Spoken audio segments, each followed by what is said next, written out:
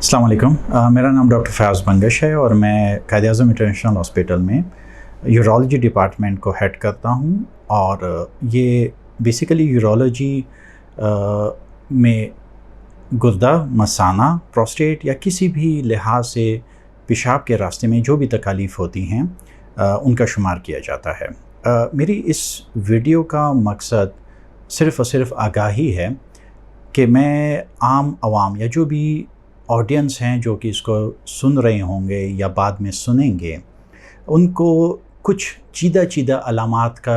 पता चल जाए। तो उन चीदा अलामात जो कि ज़ाहरी अलामात होते हैं, जो कि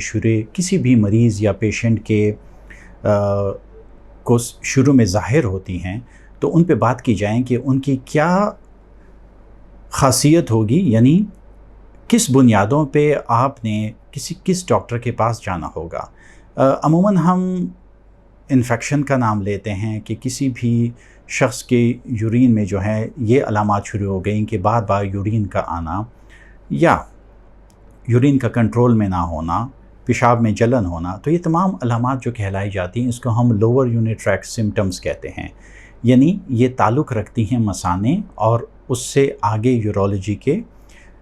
जितना भी हमारे ऑर्गन्स हैं उनसे ताल्लुक़ रखती है। तो जो ही आपको ये अलामात शुरू होंगी, जैसे आपने फ़ील किया कि पहले मैं यूरिन को काफ़ी कंट्रोल कर सकता था लेकिन अभी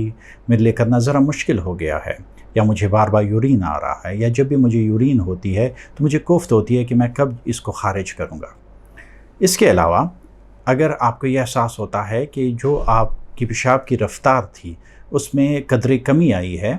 या आपको थोड़ा सा ज़ोर लगा के करना पड़ रहा है, तो इन तमाम चीज़ों के लिए जब भी आपके सिम्टम्स होंगे तो आपने यूरोलॉजिस्ट के पास अप्रोच करनी है। और एक चीज़ और मैं वाज़े करते चलूँ कि जब भी आप किसी भी डॉक्टर के पास जाएं तो पहला काम ये होगा कि तहम्मुल से डॉक्टर्स को अपने अलामात समझाएं, क्योंकि आप जितना बेहतर समझा पाएंगे और जितना तहम्मुल से डॉक्टर आपकी बात सुनेगा तो उसी लिहाज से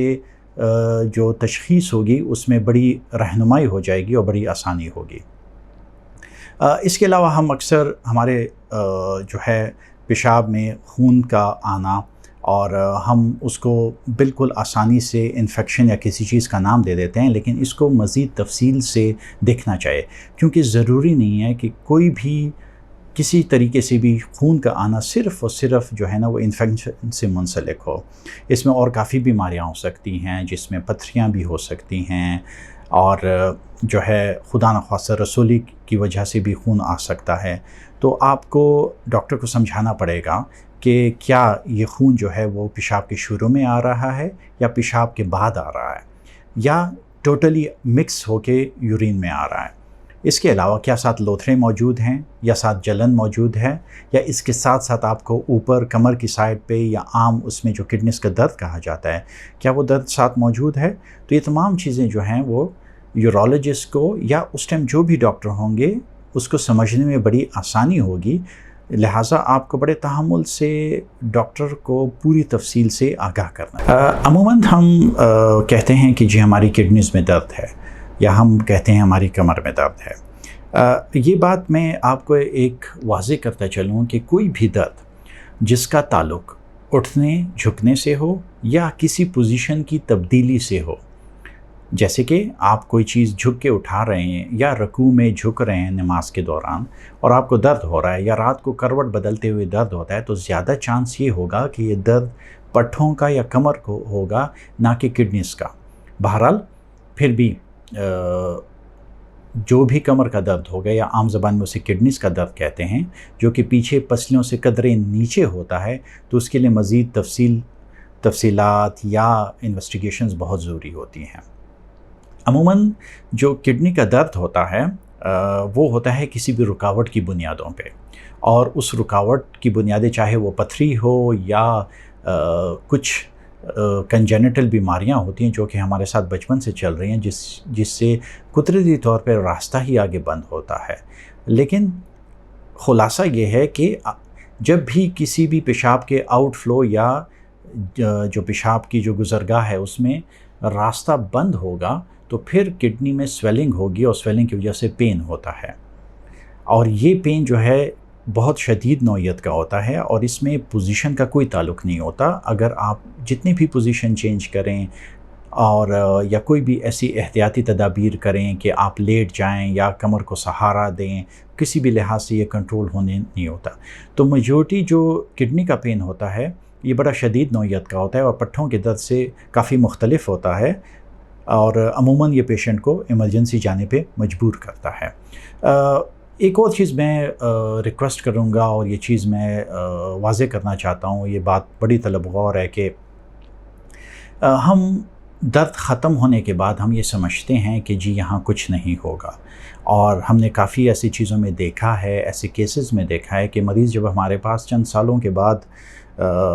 آتے ہیں تو ہم بڑے افسوس کے ساتھ ان کو کچھ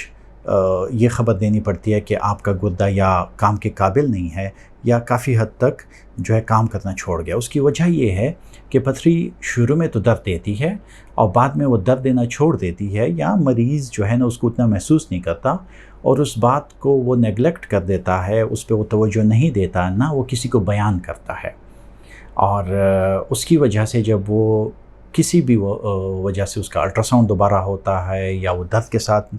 جو ہے دوبارہ حاضر ہوتا ہے، درد نمودار ہوا اور اس کو پھر احساس ہوا کہ نہیں اب مجھے کچھ کرنا چاہیے، تو اس ٹائم شاید ٹائم گزر جاتا ہے. اور ایک بات اور واضح کروں کہ ہم کہتے ہیں جی درد تو نہیں ہو رہا تو پھر کڈنی تو ٹھیک ہونی چاہیے.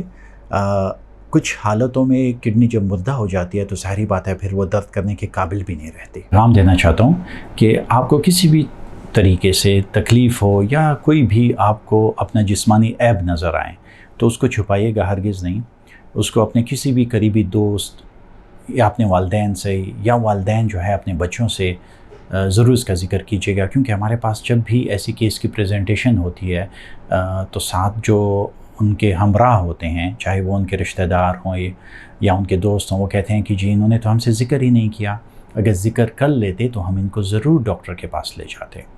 تو آپ اپنے کسی بھی قریبی، آپ کے اسٹریٹ میں ہو، آپ کی گلی میں، آپ کے محلے میں، آپ کے ٹاؤن میں، جہاں بھی قریبی ڈاکٹر ہو آپ کو اس کے پاس جانا چاہیے، تاکہ کچھ ایسی چیزیں ہوتی ہیں کہ اگر وہ جلدی اس کو پک کر لیا جائے تو وہ آگے مریض کے لیے جو ہے وہ بڑی جو ہے آسانی پیدا کر دیتی ہے اور کسی بھی نقصان سے بچا جا سکتا ہے. شکریہ. السلام علیکم.